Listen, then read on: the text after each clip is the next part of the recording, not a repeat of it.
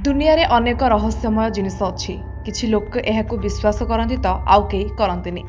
आपण जानिथिबे आमे बही पढ़ी थाउ अनेक जिनिस विषय जानिबा पई किछि ज्ञान हासिल करबा पई।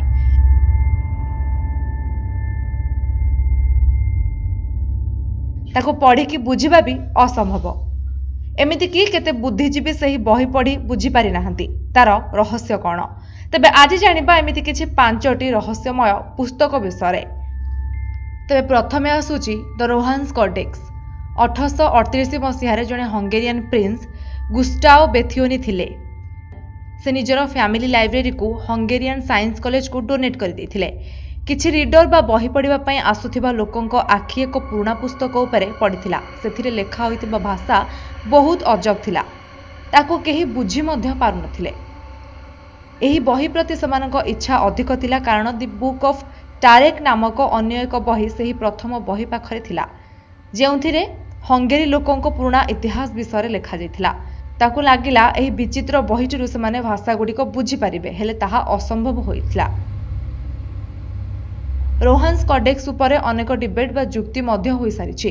किछि लोकंक कहिबा अनुଯାयी एहा हंगेरीर अति पुराना भाषार मिलित लिखनी होई पारे जेउथिरे गुंफा भितरे रहउथिबा लोकंकर चित्र और जीवनशैली मध्य अंका जाइछि। एही रोहान्स कोडेक्स एपरि भावे लेखा होइछि जे जानि पारिबेनी तार पढ़ा केउ भागरु आरंभ करिवे। एही पुस्तक किए और केबे लिखिथिले ताहा मध्य आज जाय जणा पड़ि नाही। एहा परे आसुची कोडेक्स सेराफिनाइनो। एही बही बहुत अजब किंतु एहा एक इपरि भाषारे लेखा जाइछि जे जेउ भाषार कोनोसी अस्तित्व मध्य नाही। एही पुस्तकरे अनेक अजब जीवजंतु और गछपत्रर चित्र आपनकु देखिबाकु मिलिबो। एही पुस्तकरे थिबा चित्र देखि लागिबो एहा केउ अन्य दुनिया विषय लेखा होइछि। लुइगी सेरापना नामक लेखक एही पुस्तकटी लिखिथिले। से जणे आर्किटेक्चर थिले तेणु एही पुस्तकरे देखुथिबा चित्र को हुए तो से निजे तैयारी करिसेंती किंतु एही बहीटी अति रहस्यमय।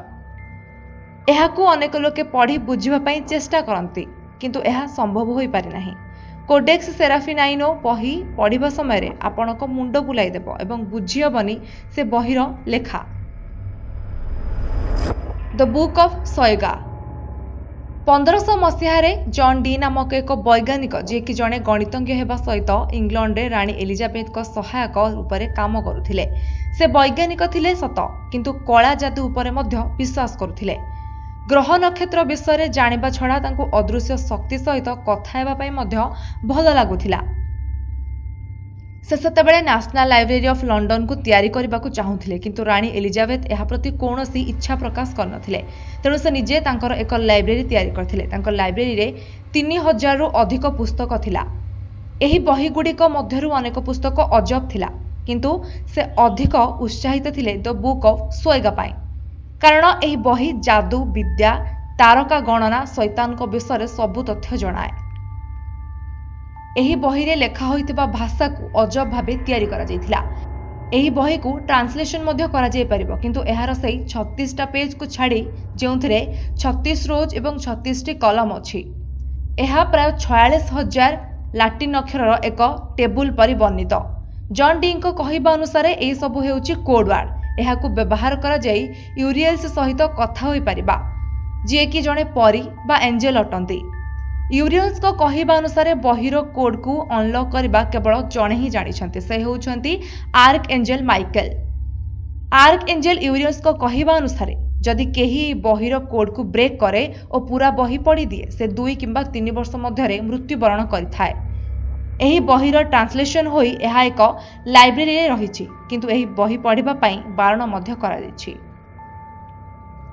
एहा परे आसुछि the Vivian girls. Henry Darger नामक जणे व्यक्ति चिकागो रे तांको मालिक नेथन को घरे रहुथिले। सेठारे आउ केही नथिले से एका रहुथिले। 1971 मसीह रे तांको मालिक नेथन घर सफा करबा पई हेनरी रहितिबा घर को आसीथिले। सेतिके बेले गोटे रूम रे बहीर अनेक फर्द खेलाय होई पड़िथिबार से देखिथिले। ताकू एकत्रित करबा परे से एक बड़ बही होई जाइथिला जहार नाम हेउछि द विवियन गर्ल्स। एही बहीर फर्द संख्या थिला 15145। एही बही रे अनेक प्रकार चित्र विचित्र मध्य होइथिला। एही चित्र गुड़िक अति सुंदर थिला तेणु एहाकू काटी तांको कांथरे मध्य लगाइथिले। से मरिबा परे एही फोटो गुड़िक फेमस होइथिला।